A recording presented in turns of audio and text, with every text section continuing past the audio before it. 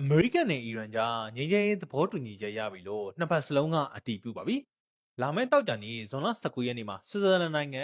ံဂျနီဗာမှာလက်မှတ်ထိုးပါမယ်။အားလုံးပဲမင်္ဂလာမနက်ခင်းပါခင်ဗျာ။ဒီနေ့ကတော့ဇွန်လ15ရက်နေ့မနက်6နာရီရောက်ဖြစ်ပါတယ်။ဒီနေ့မနက်4နာရီကျော်မှာပဲအမေရိကန်နဲ့အီရန်ငြိမ်းချမ်းရေးစာချုပ်ကြီးကိုရရှိပြီဖြစ်ကြောင်းတရားဝင်ကြေညာလိုက်ပါတယ်။ကမ္ဘာရေနံဈေးကွက်မှာရေနံဈေးတွေအကြီးအကျယ်ထိုးကျသွားခဲ့တယ်လို့အီရန်နိုင်ငံပိုင်ရုပ်သံကလည်းအမေရိကန်ကိုအီရန်ကအနိုင်ယူလိုက်ပြီးတော့လက်မှတ်ထိုးနိုင်ခဲ့ပြီလို့အောင်ပွဲခံကြေညာသွားပါတယ်။တစ်ဖက်မှာလည်းအမေရိကန်ရဲ့သမ္မတဒေါ်နယ်ထရန့်ကရေလက်ကြားကြီးပွင့်လာပြီးကမ္ဘာတင်မောတွေအင်ဂျင်ကြီးတွေနှိုးကြတော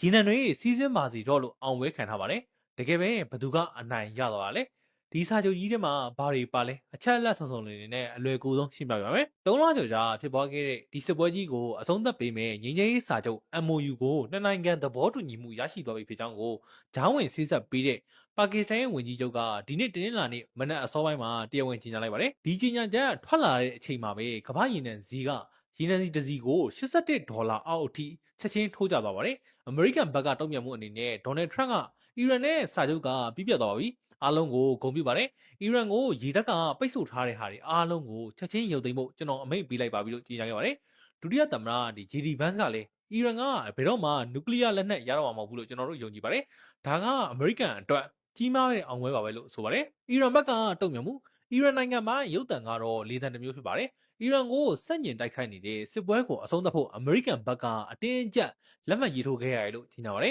။တရားဝင်လက်မှတ်ရေးထိုးပွဲအခမ်းအနားကိုတော့လာမယ့်တောက်ကြနေ့ဇွန်လ19ရက်နေ့မှာဆွစ်ဇာလန်နိုင်ငံဂျနီဗာမြို့မှာကျင်းပသွားမှာဖြစ်ပါတယ်။မမရရမနေ့ညတနင်္ဂနွေနေ့ညနေပိုင်းမှာစာချုပ်လက်မှတ်ထိုးဖို့နိုင်ပိုင်းအလိုလေးမှာပဲအစ္စရေးကလက်ဘနွန်နိုင်ငံကို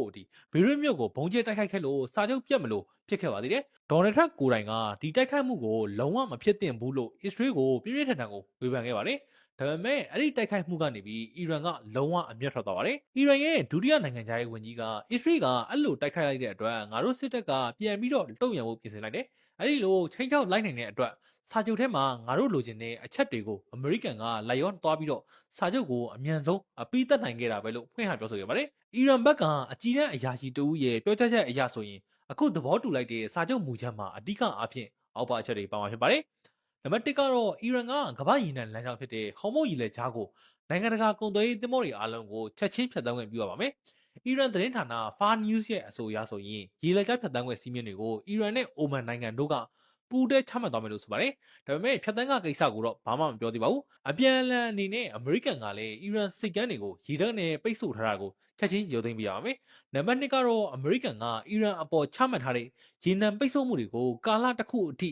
ကင်းလွတ်ခွင့်ပေးမှာဖြစ်လို့အီရန်အနေနဲ့ရေနံပြန်လည်ရောင်းချခွင့်ရမှာဖြစ်ပါတယ်။ဒါအပြင်အမေရိကန်ကအီရန်ရဲ့ပိတ်မိနေတဲ့ဒေါ်လာ25ဘီလီယံလုံးကိုလည်းပြန်ပြီးတော့ထုတ်ပေးသွားမှာဖြစ်ပါတယ်။နောက်ဆုံးတကယ်တမ်းသဘောတူညီချက်ရသွားရင်တော့အမေရိကန်ကုလသမဂ္ဂပိတ်ဆို့မှုအားလုံးကိုရုပ်သိမ်းပေးမှာဖြစ်ပါတယ်။နံပါတ်3အနေနဲ့အီရန်ကနျူကလ িয়ার လက်နက်လုံးဝမထုတ်ဘူးလို့ကြေညာပြပါမယ်။လက်ရှိနေတဲ့နျူကလ িয়ার အခြေအနေကိုလည်းဒီတိုင်းဆက်ထားမှာဖြစ်ပြီးတော့ထပ်ပြီးအဆင့်မြင့်တင်တာမျိုးကိုမလုပ်ရပါဘူး။အမေရိကန်ကတော့အီရန်ရဲ့တန့်စင်ပြီးယူရေနီယံတွေကိုနိုင်ငံပြင်ပအသယ်မထုတ်တော့ဘဲနဲ့အီရန်နိုင်ငံထဲမှာတင်အရေးအသွေးကိုပြန်ပြီးလျှော့ချဖို့ကိုသဘောတူလိုက်ပါတယ်။နံပါတ်4အနေနဲ့ဒီစာချုပ်မှာလက်ဘနွန်အပါအဝင်စစ်မျက်နှာအားလုံးမှာစစ်ရေးလှုပ်ရှားမှုတွေကိုချက်ချင်းနဲ့အပြီးတိုင်ရပ်စဲရမှာပဲ။ဒါပေမဲ့အစ္စရေးကတော့သူတို့ကဒီစာချုပ်မှာပါဝင်ပတ်သက်ခြင်းမရှိဘူးလို့ညှင်းဆိုထားပါတယ်။အခုရရှိသွားတဲ့စာချုပ်ကကနအူးနားလည်မှုစာချုပ်လား MOU သာဖြစ်ပါတယ်။တောက်ကြနေမှာတရားဝင်လက်မှတ်ထိုးပြီးတာနဲ့အီရန်ရဲ့နျူကလ িয়ার အစီအစဉ်ကိုဘယ်လိုကင်တွယ်သွားမလဲ။ယူရေနီယံတွေကိုဘယ်လိုလျှော့ချမလဲဆိုတဲ့နည်းပညာပိုင်းဆိုင်ရာအသေးစိတ်အချက်လက်တွေကိုနောက်ထပ်ရက်60ကြ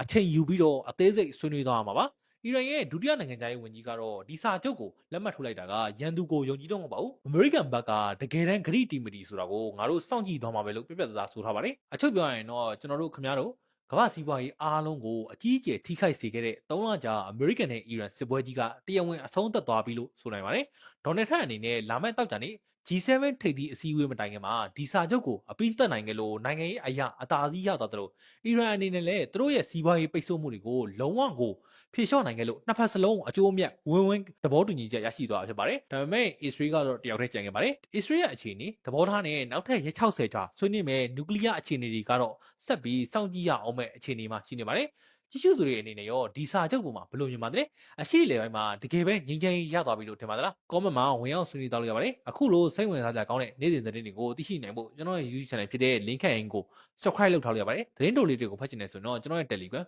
ပေါ်လက်လက်ကို join လုပ်လိုက်ရပါတယ်အားလုံးပဲဘေးကင်းလုံခြုံကြပါစေကျွန်တော်ကတော့နေခံရင်ပါနောက်ဗီဒီယိုမှာပြန်ပြီးတော့ဆုံနေပါခင်ဗျာ